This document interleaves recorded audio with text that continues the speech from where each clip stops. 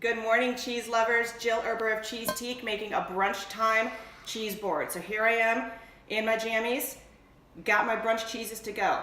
By brunch cheeses, I mean stuff that's maybe a little bit more soft, a little bit more sweet and mild. Nothing too strong, nothing too intense. This is the morning after, so we don't necessarily want to freak out our palates. So we're gonna be having 3 cheeses this morning. The first is one of Cheesetique's all-time favorites, which is honey goat. Honey goat is a soft, creamy goat's milk cheese with honey in it. Absolutely outstanding, very, very creamy and spreadable.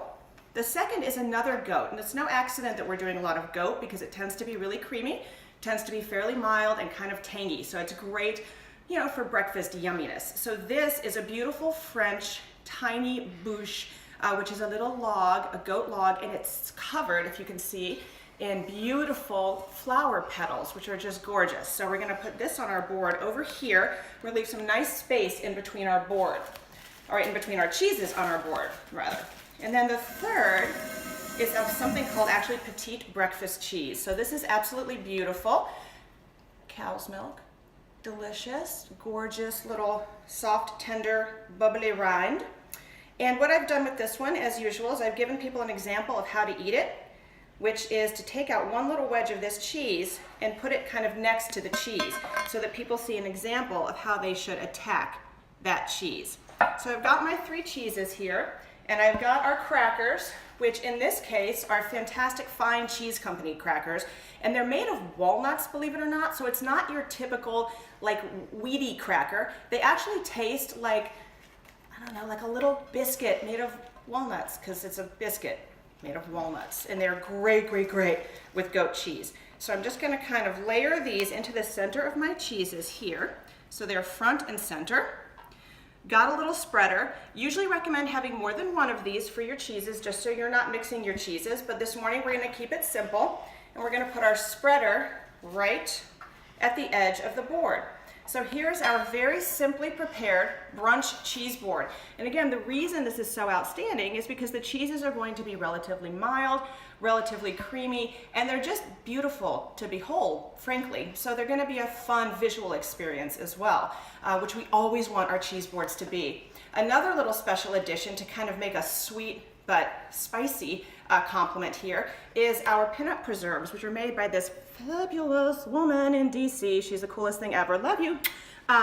So this is her super spicy strawberry jam.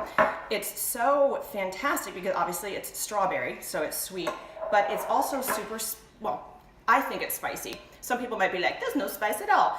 I find it fairly spicy.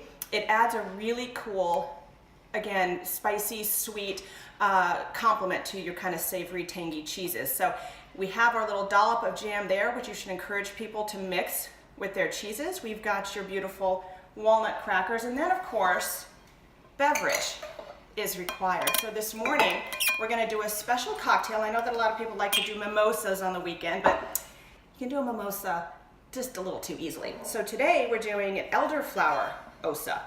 Should we call it an elderosa? This is elderflower cordial, non-alcoholic so far. So I'm gonna put a little dash into each of these glasses. And to be honest, I'm gonna drink both of these when this is over because no one else is gonna drink them. And then what I'm pouring on top of here is some fresh, cold, uber bubbly cava.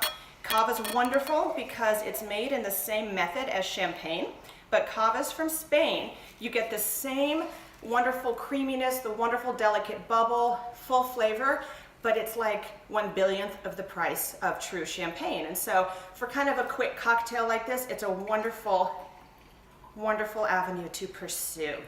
And it's absolutely festive and beautiful. So this is the beautiful cava. It's actually called beautiful cava, which is kind of funny. This is it. Welcome to brunch.